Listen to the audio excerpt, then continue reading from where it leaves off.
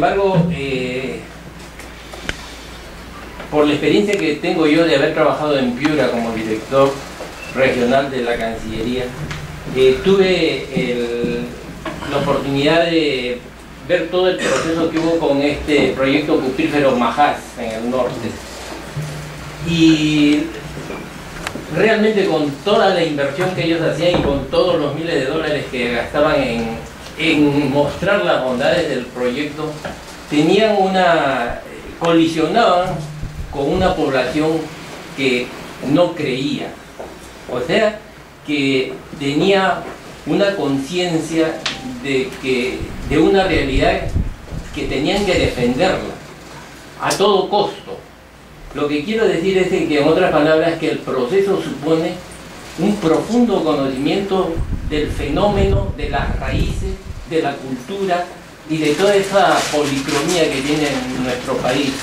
Entonces la pregunta que me surge es, al momento de implementar, ¿está el Estado en capacidad de acometer esos retos de una manera exitosa, que no sea pues la buena voluntad que tiene la ley o el espíritu de la ley, sino la realidad que a veces vale más que la legislación? Gracias. Sí, yo también en la misma dirección que el señor cónsul. Hay un aspecto que tiene que ver con la cuestión no vinculante, porque se habla de participación, por ejemplo. La gente participa y después viene el concepto no vinculante. Entonces, ¿qué sentido tiene participar si no es vinculante?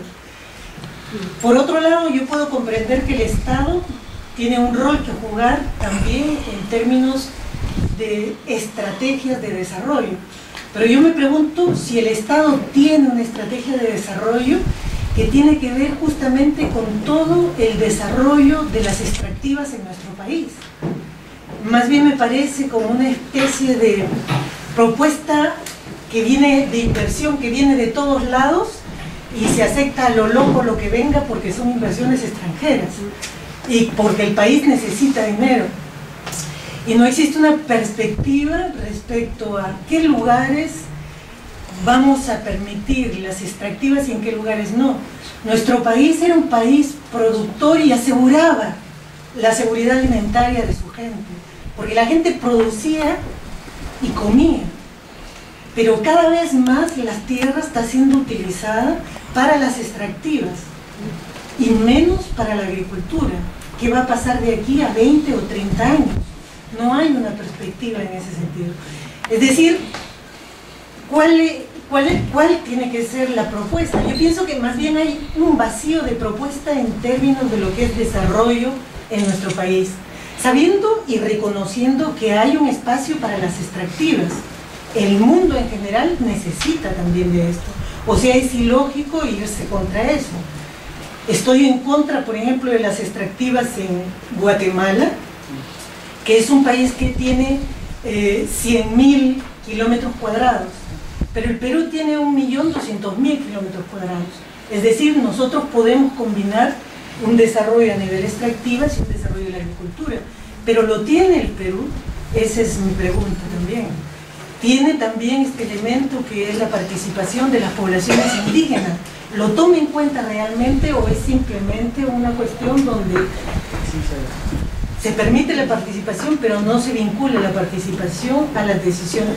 Y esto tiene que ver con lo que pasó en Tambo Grande, donde hubo un plebiscito, la población dijo que no y al final de cuentas el Estado hizo lo que quiso hacer a nivel de estrategia del Estado y su relación con las empresas.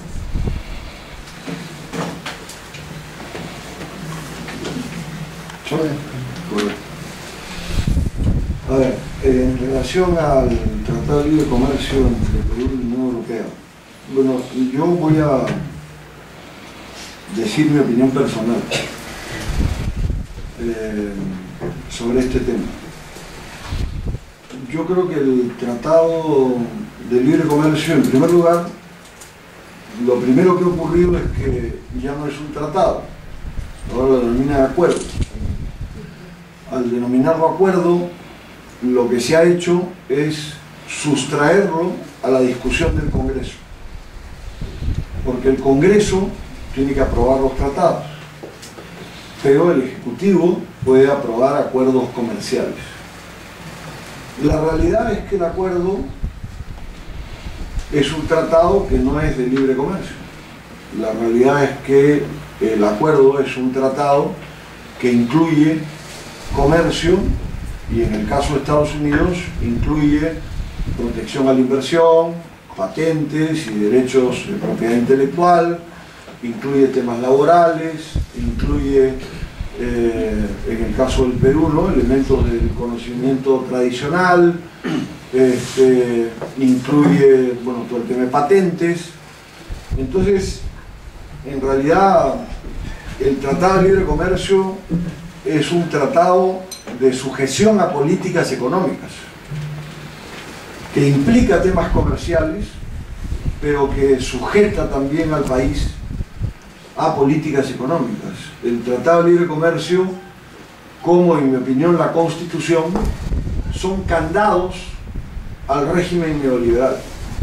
Son mecanismos para impedir la modificación del régimen neoliberal imperante. Y ese, en mi opinión, es un problema bien de fondo. Por el Tratado de Libre Comercio con Estados Unidos, el Perú tiene hoy un juicio de Doha-RAN por $800 millones contra el Estado peruano, en razón de que el Estado peruano debe prorrogar 4 veces la aplicación del programa de adecuación medioambiental. Le dijo, o se adecúan o cierran, y la empresa cerró. Y ahora la empresa ha reclamado ante el CIADI, que es un organismo de arbitraje de conflictos entre empresas y estados, en el que además el Estado norteamericano se sustituye a sus empresas, o sea, le paga a las empresas y él se sustituye a la empresa como el punto de negociación. O sea, uno negocia con la primera potencia, ¿no es cierto? Nos ha demandado por $800 millones por lucro cesante y por afectar su negocio, porque se ha cerrado una planta que tiene al 99% de los niños de Loroya con más plomo y más cadmio en la sangre de lo que permite la Organización Mundial de la Salud, lo cual afecta su desarrollo intelectual y su desarrollo neurológico a futuro, ¿no es cierto? Y tenemos ya 7 parlamentarios, nada menos que demócratas, ni siquiera republicanos, reclamándole al gobierno norteamericano que castigue al Perú por haber maltratado a Doha-RAN y que ordene al Banco Interamericano de Desarrollo que suspenda toda operación con el Perú. Entonces, estos arreglos son muy complejos, porque implican procedimientos, mecanismos y garantías muy complejas. En el caso de la Unión Europea hay variantes respecto al tratado con los Estados Unidos, porque los temas, por ejemplo, de aseguramiento de la inversión están pactados bilateralmente con cada país y no están pactados, según entendido, al interior del acuerdo de comercio.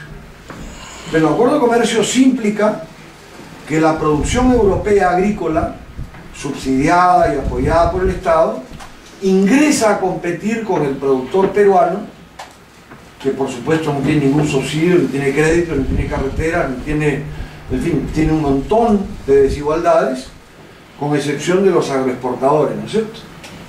Que, bueno, el Perú no va a vivir pues de comer espárragos, ¿no?, o de comer limones, ¿no?, o de comer alcachofa, que son los productos de exportación. El Perú tiene que tener un mecanismo de seguridad alimentaria.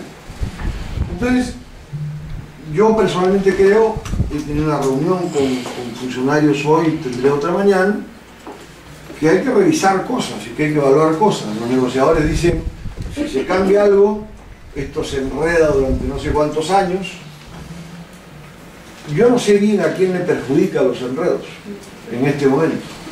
No estoy claro si les perjudica al Perú los enredos y vamos a tener menos captación de productos peruanos, porque, digamos, no es por el acuerdo de libre comercio que vamos a vender más cobre o más níquel o más zinc, es por el nivel de exigencia que tienen de recursos naturales, y nunca le van a poner impuestos. O sea, es impensable que Estados Unidos o Europa le vayan a poner impuestos a la materia prima que su industria necesita. Hace rato que están acostumbrados a comprar liberados de impuestos. Entonces, en industrias extractivas difícilmente nos van a poner problemas. En textiles ya cayó la demanda. En Estados Unidos hoy día le vendemos más a Venezuela y a Colombia que a Estados Unidos. O sea, estamos en un proceso de sustitución de algunas industrias nuevas, digamos, de exportación en textiles. Y yo creo que, y cree Gana Perú, que una de las tareas que tenemos para cambiar el Perú es modificar la teoría de que la economía peruana tiene que orientarse hacia afuera exclusivamente. Es decir, que el único mercado que vale es el exterior. Nosotros tenemos que regresar a la tesis de que la exportación es una necesidad y una posibilidad, pero que uno no puede despreciar el mercado interno. Que el mercado interno es un motor económico que, si tiene capacidad de consumo, genera un círculo virtuoso para la economía, porque genera demanda, permite ubicación de la producción nacional, y los chinos, por supuesto, con otro mercado, están hoy día encarando la crisis vía una reorientación de su producción de exportación hacia producción de consumo interno. Y ese es un tema que está planteado en la teoría política y en la discusión económica hace rato. Yo creo que es un tema central. Y ese tema tiene que ver con la integración latinoamericana. Porque el mercado latinoamericano es un mercado al que el Perú le puede ofrecer cantidad. Es decir, el turismo que tenemos hoy de Brasil es vergonzoso para lo que podríamos tener. O sea, Brasil es un país que tiene turistas en todas partes del mundo. Y somos vecinos del Brasil. O sea, nosotros podríamos venderle al Brasil el turismo y después la comida. Porque una vez que la gente conoce lo que es la cocina peruana se expande. ¿No es cierto? O sea, la demostración de lo que es Acurio, para poner un caso, ¿no es cierto?, que ha tenido además la inteligencia de plantear que la cocina es imposible sin los campesinos, y que el origen de la cocina está en los campesinos y en la producción de los campesinos, ¿no es cierto?, y que esto tiene que ser reevaluado en el país, nos plantea una oportunidad extraordinaria. Brasil es un mercado gigantesco, y es un mercado al que podemos llegar de diferentes maneras. No podemos competir con los aviones, con la industria nuclear, con la industria brasileña en una serie de aspectos, pero nosotros tenemos cosas que Brasil no tiene. Tenemos papas que Brasil no tiene, tenemos yuca que Brasil no tiene, tenemos variedades de frutas que Brasil no tiene, ¿no es cierto? En términos agrícolas tenemos minerales que Brasil necesita, tenemos cantidad de cosas, tenemos sulfatos, los fosfatos brasileños para la agricultura brasileña hoy se importan de Marruecos, y nosotros tenemos el principal yacimiento de fosfatos, dicho sea de paso además, en manos de una concesión brasileña, ¿no? Que vale Río Luz. Y es un tema donde hemos peleado nosotros porque Vale Río Luz exporte fosfatos no molidos, sino potenciados, industrializados, porque valen 12 veces lo que vale el fosfato molido. Y estamos ahora presionando, porque somos parte del gobierno regional de Piura, donde está ubicado Bayobar, para que Bayobar se convierta en un centro de producción de abonos para el Perú y para América Latina, porque tenemos fosfatos, porque tenemos ácidos procedentes de la minería, porque tenemos gas en la zona que nos da energía, y eso nos permitiría desarrollar fosfatos para diferentes pisos ecológicos y cultivos en una industria de punta.